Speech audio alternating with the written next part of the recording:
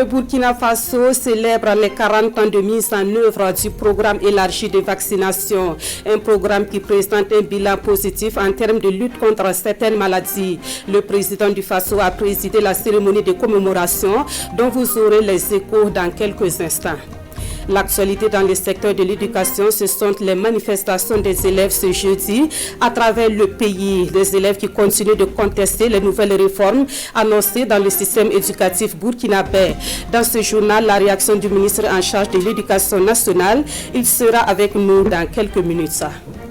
Dans ce 20, l'Office national de l'eau et de l'assainissement donne des explications sur les coupures d'eau constatées ces derniers jours au Burkina Faso. L'ONEA donne également des détails sur le nouveau mode de facturation annoncé hier en Conseil des ministres. Dans quelques instants, vous aurez le point de la conférence de presse. À suivre également dans ce journal notre rubrique Une semaine à Dissina. Ce soir, nous vous mettons l'eau à la bouche en vous présentant la sauce Jojo. C'est une spécialité culinaire propre à l'ethnie d'Agara. Vous verrez notre équipe de reportage à table dans une quinzaine de minutes. Mesdames, Messieurs, bonsoir. Merci de nous suivre. De nombreux acquis engrangés dans le domaine de la santé grâce à la vaccination. Ces acquis ont été présentés ce 29 avril à l'occasion du 40e anniversaire du programme élargi de vaccination. La cérémonie a été présidée par le champion mondial de la vaccination, à savoir le président du Faso, Paul David Bambara et Olopoda. Programme élargi de vaccination, c'est une histoire et un parcours qui dure 40 ans au Burkina Faso. 4 décennies de mobilisation et d'engagement communautaire avec pour objectif d'accroître l'accès des populations à la vaccination. À son origine, cette mesure de santé publique voulue par la communauté internationale recommandait l'utilisation des vaccins comme moyen de prévention et de protection contre plusieurs maladies, la tuberculose, la diphtérie, le tétanos, la coqueluche, la rougeole et la poliomyélite. Les infections invasives d'origine bactérienne comme la pneumonie ou la méningite à méningocoque sont quelques exemples du combat qui a été mené et qui a été gagné. On estime que le Burkina est passé de 1,2 million d'hospitalisations en 2013 dues à la pneumonie à pneumocoque à environ 125 000 en 2020. Aussi, la poliomyélite a quasi disparu dans le monde.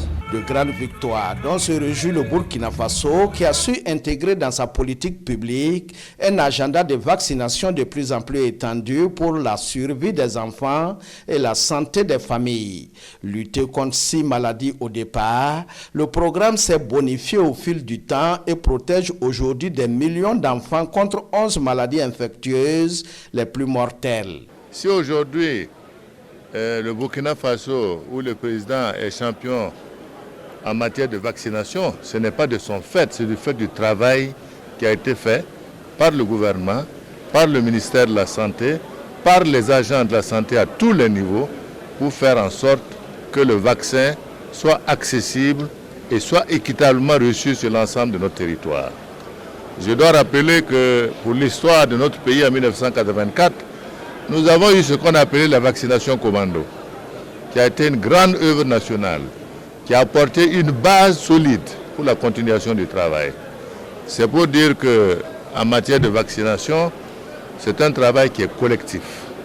Tous ici sont unanimes, la vaccination est de nos jours l'un des moyens de prévention des décès et d'amélioration de la qualité de vie les plus sûres et les plus efficaces. Et l'inauguration de cet entrepôt vise à garantir la disponibilité des vaccins au Burkina. Nous aurons des conservations qui vont se faire parce que nous aurons maintenant des conteneurs frigorifiques qui vont nous permettre de conserver les vaccins. Je crois qu'on commence petit à petit à mettre tous les outils qui vont permettre une meilleure efficacité du travail sur le terrain.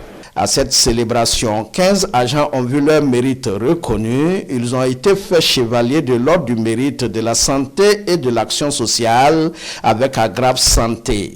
Et pour réussir d'autres victoires, 13 personnalités ont été désignées comme des champions régionaux de la vaccination. L'ambition est de poursuivre la sensibilisation autour du programme élargi de vaccination pour garantir la santé des Burkinabés. Dans l'actualité également, des chefs d'État d'environ 25 pays africains s'engagent pour l'élimination de la faim en Afrique à l'horizon 2030. Ils ont tenu une rencontre de haut niveau par visioconférence avec des partenaires que sont la BAD, le FIDA et la FAO. En ce qui concerne le Burkina Faso, le président du Faso annonce 2 principales innovations pour atteindre l'objectif à faim zéro. Des innovations que nous découvrons dans ce compte-rendu de Kwale Nepié et Dramandadia. Votre Excellence? Une vingtaine de chefs d'État d'Afrique et des ministres en charge de l'agriculture sur une même plateforme avec des partenaires. La BAD, la FAO, le Fonds international de développement agricole. C'est une rencontre de haut niveau par visioconférence pour l'atteinte de l'objectif faim zéro en Afrique d'ici à 2030. Le président du Faso décrit la situation alimentaire de son pays et les innovations en cours. Depuis le lancement de la revue stratégique Faim Zéro de l'agenda 2030, nous avons considéré que cet objectif noble, espoir de toutes nos populations, est loin d'être utopique au regard de la feuille de route que nous avons établie, dégageant des chantiers majeurs de réformes à engager pour faire face aux contraintes de nos systèmes agricoles. C'est pourquoi, pour impulser la transformation structurelle de notre agriculture, en vue de l'atteinte de la sécurité alimentaire, nous avons lancé 2 initiatives présidentielles majeures. Il s'agit de l'initiative Produire 1 million de tonnes de riz paddy par an pour assurer l'autosuffisance en riz et l'initiative Assurer à chaque enfant en âge scolaire au moins un repas équilibré par jour pour améliorer la situation nutritionnelle des enfants. Chaque pays présente sa stratégie à même de juguler la faim. Actuellement, le Burkina affecte 8,9% de son budget à l'agriculture, mais il en faut davantage. C'est des engagements que chaque chef d'État a pris, notamment l'engagement de Malabo, qui est au moins que chaque État puisse dégager au moins 10% de son budget pour pouvoir mettre à la disposition de l'agriculture. Le concept de souveraineté alimentaire est donc en marche à travers la signature virtuelle d'un communiqué final qui engage les chefs d'État d'Afrique à s'investir plus dans l'agriculture. À l'agenda également du président du Faso ce jeudi, un entretien avec le nouveau président de la région Afrique du Nord de l'institution UAE. Au menu, le niveau d'exécution des projets au nombre desquels le Smart Burkina. Le chef de l'État a également reçu une délégation de chercheurs venus lui présenter les derniers résultats de la recherche sur le vaccin contre le paludisme. La synthèse avec Kwale Nepié et Dramandadia. Il frappe à la porte de Kosiam avec la bonne nouvelle. Principal investigateur de l'étude du vaccin R21, le professeur Alidou Tinto est là avec son équipe basée à Nanoro pour présenter au chef de l'État les résultats de l'essai clinique de la phase 2 du vaccin contre le paludisme.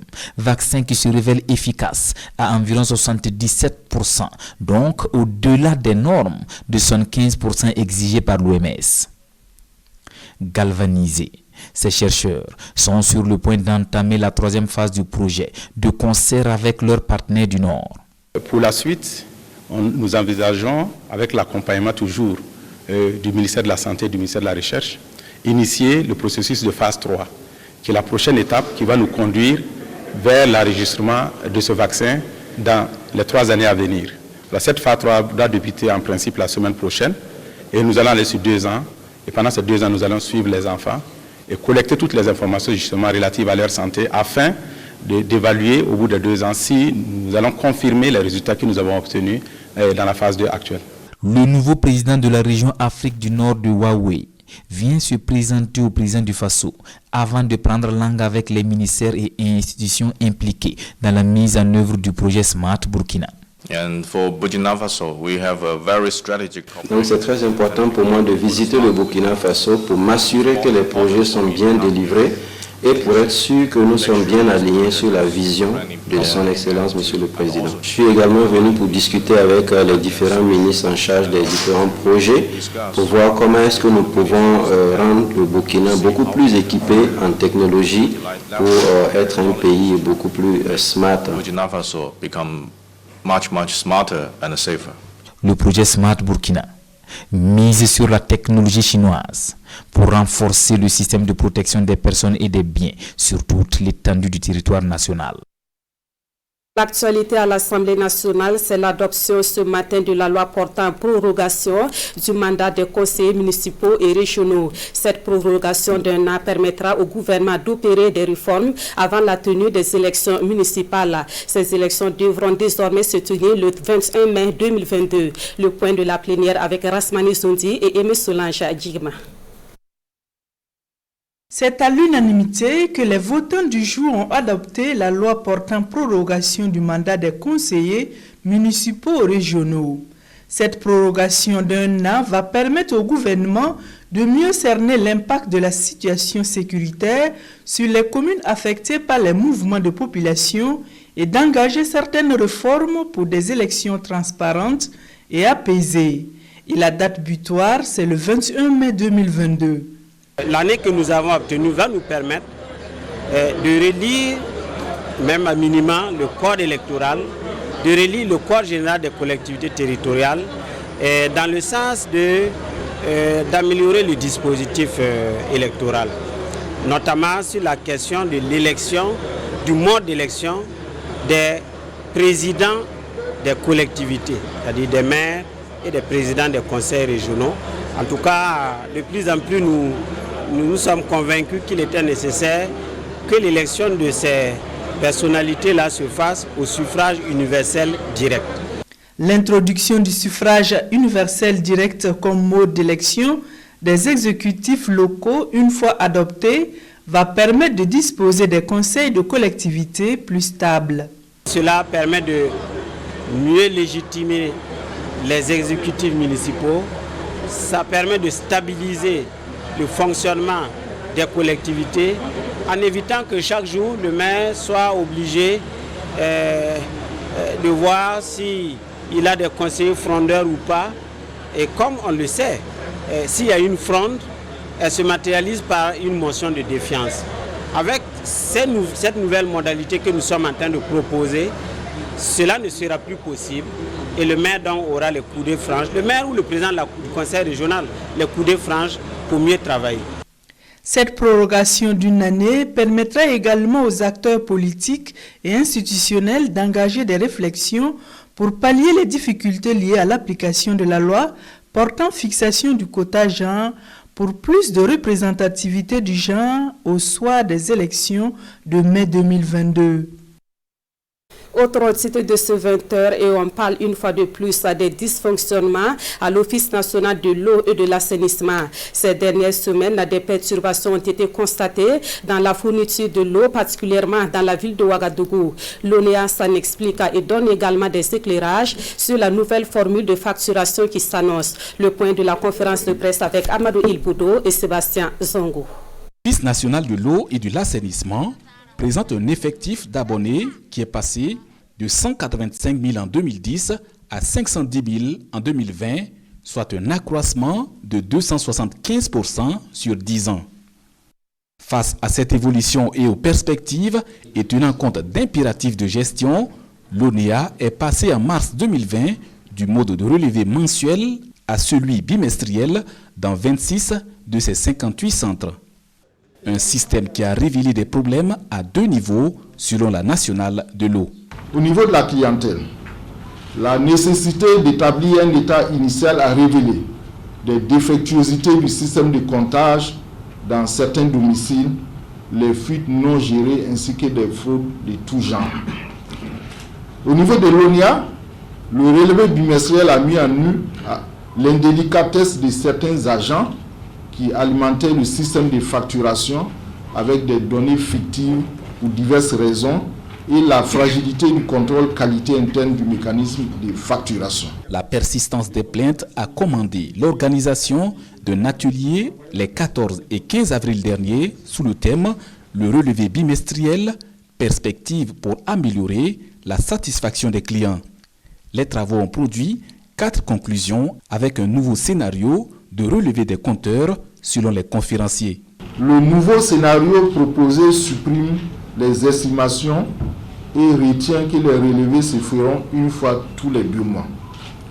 La deuxième conclusion, La consommation réelle de ces 2 mois est simplement divisée en 2 pour être facturée chaque mois. Troisième conclusion, les 2 factures auront des dates limites de paiement différentes pour tenir compte du pouvoir d'achat des consommateurs. Et enfin, la 4e conclusion, les tranches sociales sont maintenues et le consommateur retrouve ses habitudes de consommation à partir de la lecture du compteur. L'ONEA a reçu le quitus au dernier Conseil des ministres pour mettre en œuvre ses conclusions selon ses responsables.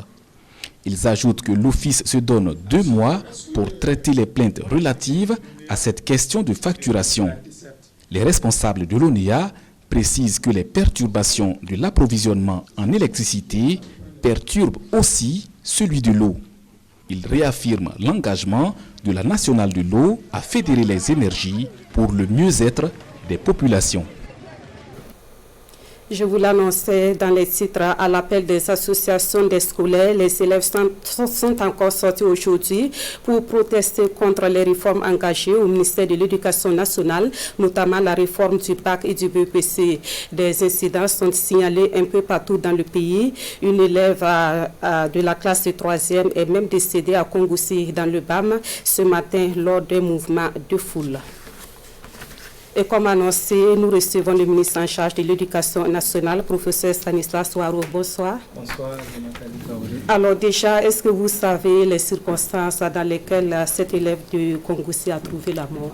Oui, donc c'est vrai que nous avons appris avec consternation le décès donc de Cécile Kinda, donc c'est son nom, élève de 3e donc au collège Sainte-Bernadette de Kongoussi. Alors pour les informations que nous avons reçues, il ressort ceci. Donc la classe donc de Cécile Kinda donc se trouvait sur le terrain de sport pour les activités sportives et donc pour le cours d'éducation physique et sportive. Et c'est pendant ce temps justement, puisque le terrain de sport est hors de la cour clôturée donc de l'établissement, et c'est pendant que la classe était en activité physique et sportive que des individus donc sont apparus et ont provoqué donc un mouvement de panique en essayant de perturber donc ces activités. Et c'est dans cette panique justement que l'élève a trouvé donc l'irréparable s'est produit, parce que les élèves cherchaient à se mettre en protection au niveau donc de l'établissement. Je voudrais profiter donc de votre micro pour présenter donc les condoléances les plus attristées donc du gouvernement à la famille de Kinda Cécile et à la communauté éducative pour ce qui s'est passé. Vous avez parlé d'individus. Est-ce qu'il s'agit des élèves qui ont été à la base de cette situation? Alors, ce qu'il faut dire, c'est que les lois de notre pays reconnaissent donc le droit de manifestation et le droit de ne pas manifester. Et donc, pour ce qui s'est passé, donc, le procureur s'est autosaisi donc, la question et a demandé donc, à la gendarmerie de procéder donc, à l'ouverture d'une enquête. Et cette enquête devrait nous situer sur les personnes qui se sont présentées donc, sur les lieux donc, de cours.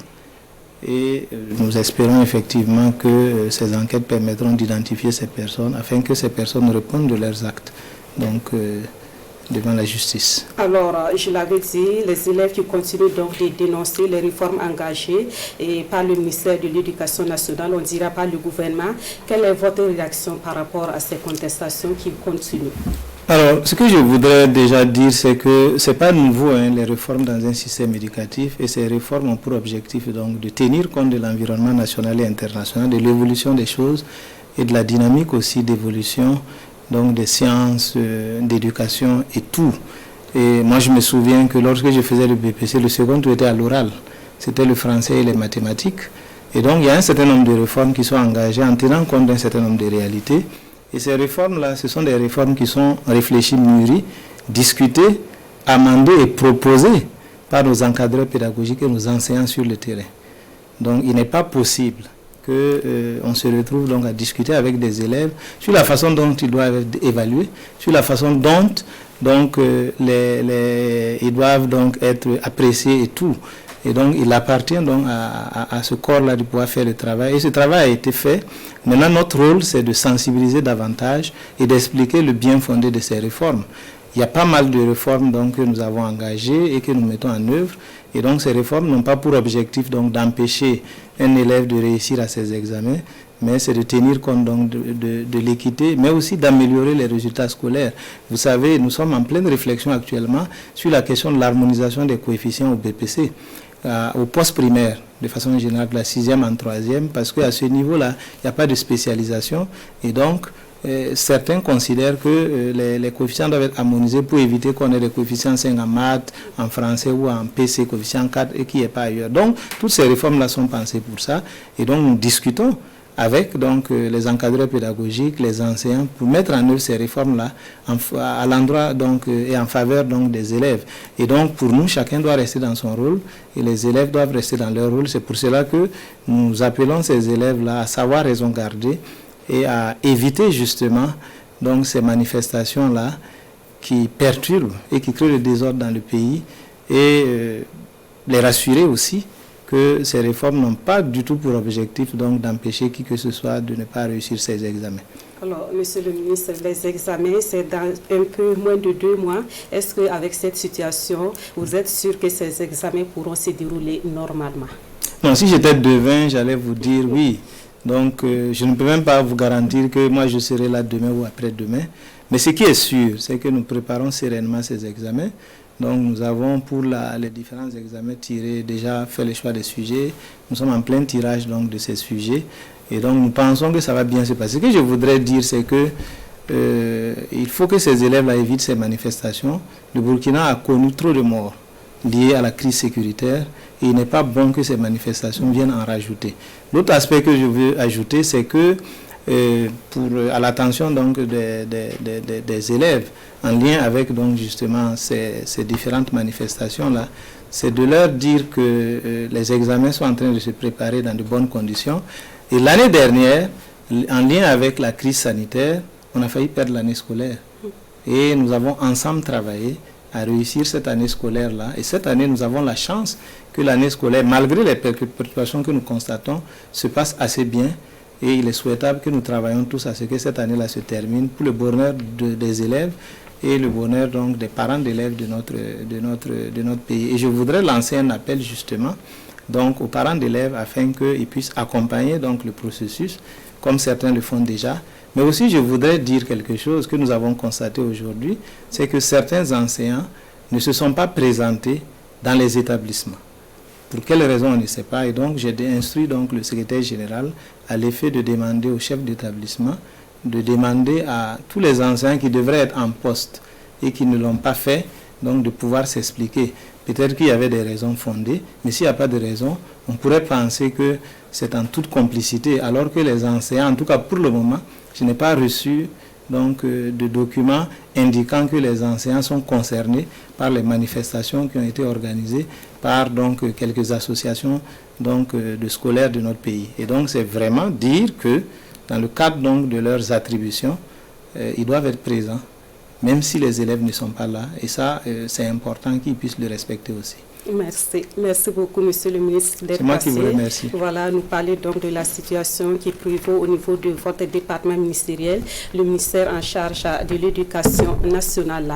Une communication gouvernementale et présidentielle active et proactive, c'est ce que veut le ministère en charge de la communication, qui a convié les responsables des structures déconcentrées ainsi que les responsables des médias publics à un atelier à Bobo-Dioulasso. Ceux qui y participent devraient repartir avec une meilleure connaissance des outils et mécanismes de communication qui répondent aux aspirations du gouvernement. Kassoumi Logo et Ali Traoré. Comment amener les responsables de la communication à mieux adapter leur communication à l'action gouvernementale? Le débat se mène ici entre les directeurs de la communication des RTB de Sidoya et leur ministre de tutelle.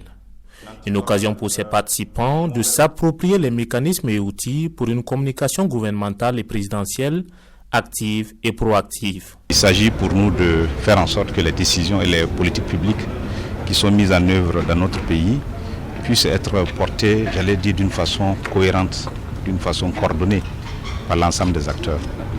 À partir de ce moment, il était nécessaire de se retrouver pour convenir des meilleurs outils, des meilleurs mécanismes pour améliorer la communication gouvernementale et afin que l'opinion puisse être au mieux informée sinon au plus adhérer aux décisions et aux politiques publiques qui sont mises en œuvre. Pour atteindre cet objectif, ces responsables de la communication seront outillés sur plusieurs notions. Des notions qui leur permettront de suivre le rythme souhaité en matière de communication gouvernementale. La thématique sur les réseaux sociaux, pourquoi et comment mieux les utiliser.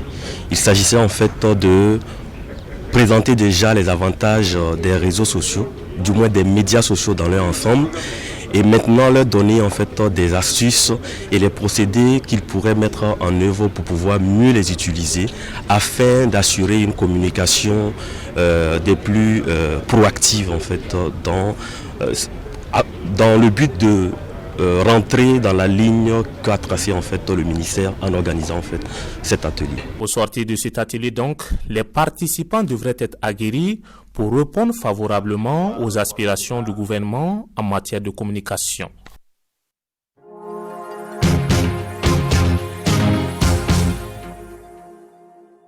Direction d'ici dans le temps de vous mettre l'eau à la bouche. Vous l'aurez compris, ce soir, nous vous faisons découvrir une des spécialités culinaires de cette localité. Cette spécialité, c'est le jojo, une sauce à préparer à base d'ingrédients locaux. Notre équipe de reportage a suivi le processus de préparation du jojo, mais elle a surtout pris du plaisir à le savourer. Alidou Badzini et Sekou Zongo.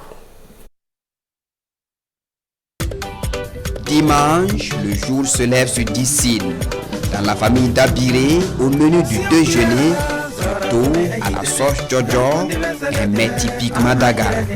Il faut vite faire le marché car les légumes, ingrédients essentiels à la préparation de ce mets, se font rares à cette période. Pas de temps à perdre donc, Hélène d'Abiré, accompagnée de sa fille, prennent la route du marché central de Dissine.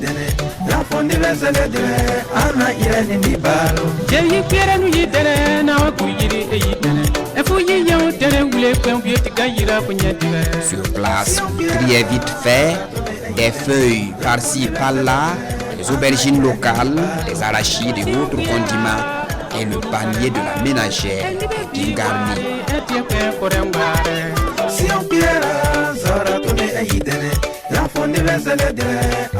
Retour à la maison et voici ce qu'il faut pour une sauce jojo bien réussie. Premièrement, il faut acheter les feuilles de courge, les feuilles de balambourou à la place des feuilles de courge parce qu'il n'y en a pas suffisamment, et les feuilles de dattes.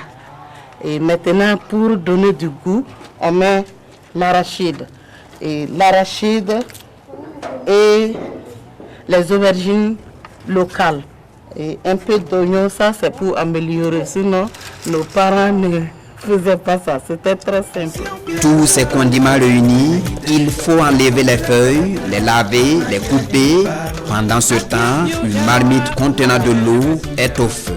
Quand l'eau va commencer à bouillir, je vais premièrement mettre les feuilles de courge. Laisser bouillir 10 à 15 minutes. Je vais remuer. Et comme ce n'est pas des feuilles qui sont très dures, à 20 minutes, je peux mettre les feuilles de balambourou. Le jojo étant sous licence d'Agara, certains secrets de la préparation ne sont pas révélés à notre caméra. Quelque temps après, voici ce que présente la marmite que nous surveillons comme de l'huile sur le feu depuis plus d'1 heure. Chez nous, on n'attend pas d'occasion pour le faire. On le fait pratiquement, avant c'était tous les jours. Remplir les genres là, pour permettre aux enfants d'être rassasiés. Mais maintenant, les gens préparent ça comme ça. Sinon, si tu as ça, tu n'as pas besoin de beaucoup de thon. La sauce jojo ainsi prête, le thon également disponible, car le pain est micro de côté. Passons à la phase la plus intéressante, la dégustation de cette spécialité d'Agara. Et l'on comprend vite pourquoi le jojo est très prisé.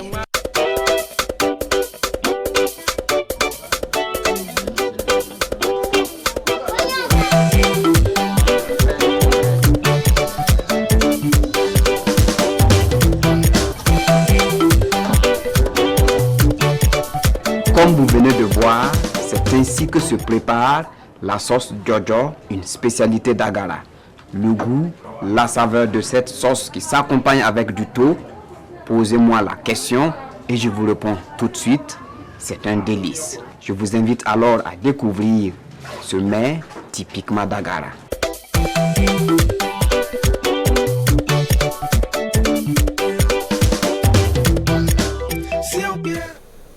Voilà, une petite marche qui a certainement facilité la digestion.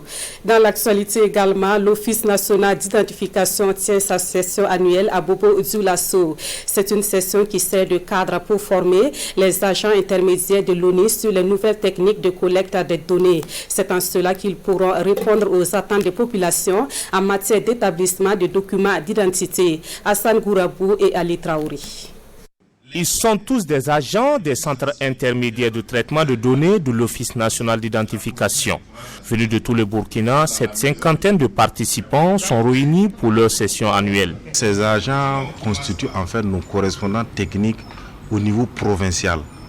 Ce sont ces agents techniciens qui sont dans les centres de collecte des provinces et qui sont chargés d'encadrer techniquement les agents collecteurs photographes qui sont autour de 400 personnes sur l'ensemble du territoire national. Donc vous voyez que leur rôle d'intermédiaire entre les agents collecteurs photographes et l'administration centrale est fondamental en termes de remontée de l'information, en termes d'encadrement technique, en termes aussi de suivi quotidien de la collecte et de la distribution des cartes nationales d'identité. Et cette rencontre permettra à l'Office national d'identification d'outiller ses agents sur les nouvelles techniques de collecte de données. Toute chose qui leur permettra d'être plus efficaces sur le terrain. Depuis un certain temps, nous procédons à l'ouverture des antennes régionales. Et la réouverture de ces antennes régionales entraîne un redécoupage en fait du circuit de traitement, de distribution, de collecte des cartes nationales d'identité. Donc certains qui transmettaient par exemple directement leurs données au niveau central doivent désormais les rediriger vers des antennes. Il faut dire que notre organisation administrative ne suit pas totalement l'organisation administrative, j'allais dire de nature politique, parce que nous suivons un circuit spécial. Donc il est bon qu'on revoie ensemble si les circuits ainsi définis répondent effectivement aux besoins de célérité et de délivrance dans la collecte et la distribution des cartes d'identité. Lors de cette rencontre, il sera aussi question des élections municipales à venir où l'ONU sera fortement sollicitée. Et dans cette perspective, elle prévoit l'ouverture des centres de Kaya, de Ouaïguya et de Dougou. Sur le terrain, la dernière activité de l'ONU, c'est cette opération de délivrance de cartes nationales d'identité burkinabé dans la commune de Madjouari, à l'est du Burkina.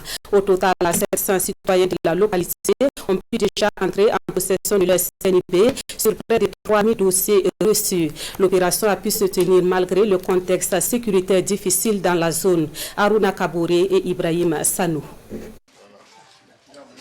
Âgé de 59 ans, Lagda Nyambi n'avait pas de carte nationale d'identité burkinabé. Avec l'opération spéciale de l'Office national d'identification sur Madjouari, elle s'était fait enrôler.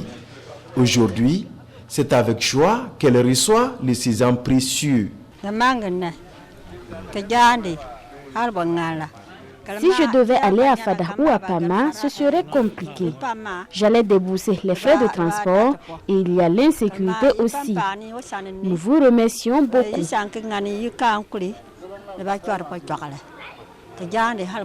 Comme elle, ce sont 700 autres personnes qui reçoivent leur CNIB aujourd'hui. Allah, si tu n'as pas pièce en tout cas, tu ne peux pas vivre même.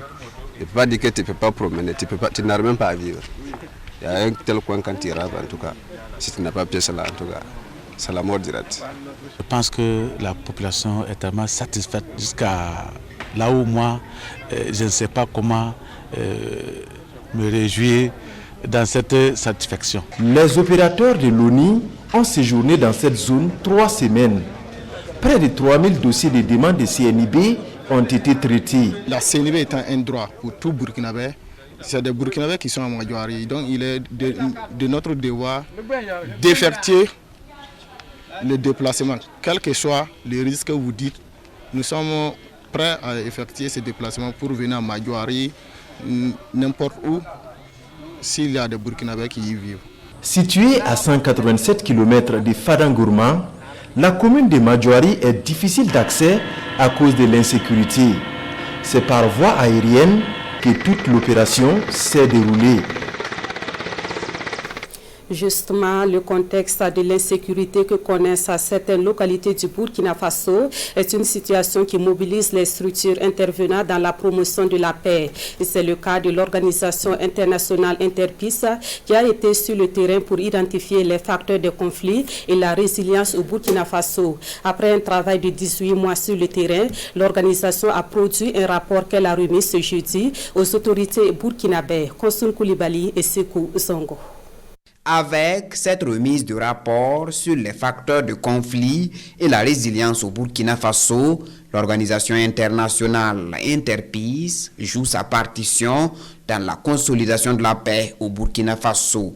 Un rapport dont le contenu est le reflet des ressentis des communautés à la base dans toutes les 13 régions du pays. 130 localités du pays ont été également touchées. Plus d'environ 3000 personnes ont été écoutées lors de ce processus et ont pu donner justement leur lecture de la situation. Quels sont pour eux les facteurs de conflit, les conducteurs de la violence, mais aussi quels sont les facteurs éventuels de résilience sur lesquels notre communauté peut se bâtir et quelles sont les recommandations vers une paix durable du Burkina Faso. Pour nous, c'était très utile et je pense aussi pour le gouvernement, ça donne beaucoup d'informations et beaucoup de pistes pour développer son propre stratégie nouvelle pour la cohésion sociale et la réconciliation. Le rapport ainsi remis aux autorités burkinabées, sa diffusion et son appropriation sont les prochaines étapes. Les étapes auxquelles les acteurs s'engagent à jouer leur partition. Ces recommandations, en tout cas, vont nous permettre d'améliorer un travail que nous sommes en train de conduire déjà au niveau du département, notamment l'élaboration de la stratégie nationale de la cohésion sociale, pour permettre la promotion et la consolidation de la paix et du vivre ensemble dans notre pays. En plus du gouvernement et autres institutions nationales, l'organisation internationale Interpeace se dit prête à diffuser ce rapport auprès des communautés à la base. Interpeace invite également l'ensemble des acteurs à se l'approprier afin de fédérer les énergies de la consolidation de la paix.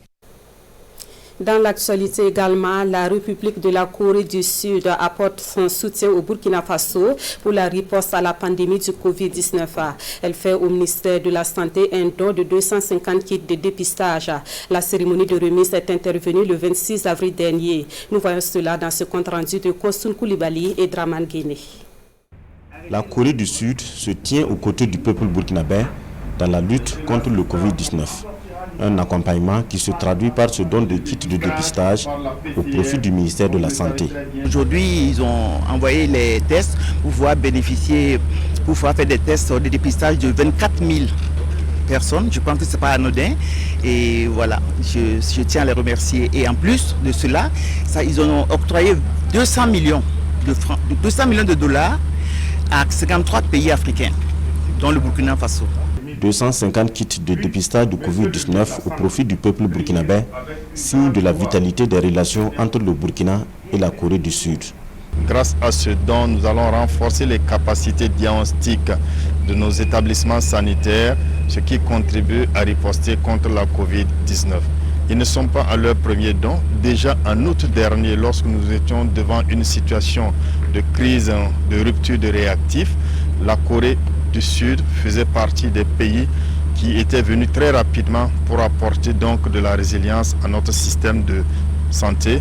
Ce geste n'est pas le dernier selon les donateurs et le ministre de la Santé de rassurer que ce lot de matériel sera d'un grand apport dans le dispositif de riposte contre la pandémie du Covid-19.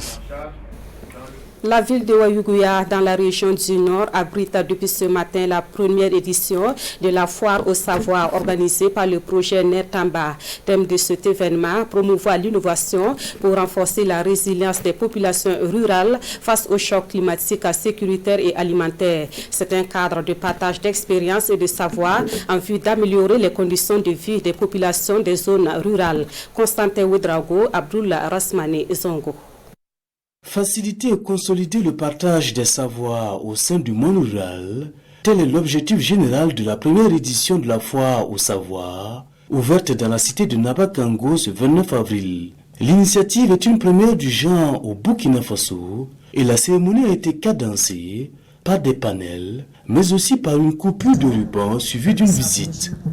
Dans les stands d'exposition, sur la place de la Nation, on y trouve des savoir-faire en matière de transformation, de production et de commercialisation de produits et mets locaux. C'est l'occasion de vendre nos produits, montrer nos produits à d'autres personnes qui ne les connaissent pas et aussi avoir d'expérience avec d'autres personnes qui sont d'autres localités différentes dans les transformations. Avant, nous, on utilisait les flacons en plastique et aujourd'hui, on arrive à produire avec les bouteilles qu'on peut conserver pendant 12 mois. Donc, on remercie les partenaires, les différents partenaires et on les demande aussi d'accompagner d'autres personnes. La foire est portée par le projet Nertamba. Il y a eu des méthodes et des technologies, des innovations et nous nous sommes dit comment faire en sorte de capitaliser l'ensemble de ces savoirs-là de telle manière à les mettre à l'échelle et les mettre à la disposition de tout le monde. Et c'est de ça que naît la foire au savoir. Le premier rendez-vous de la foire au savoir dure 48 heures et plusieurs régions du Burkina Faso sont présentes pour l'occasion, qui pour vendre, qui pour nouer des relations ou partager des expériences. C'est la fin de ce 20h. Merci à vous qui l'avez suivi. Ici à Kanana vous retrouve à la présentation de l'édition de 23h. Mais avant, vous pourrez suivre à partir de 21h votre émission de débat controverse qui aborde ce soir la question du financement agricole. Merci de votre fidélité à la RTB.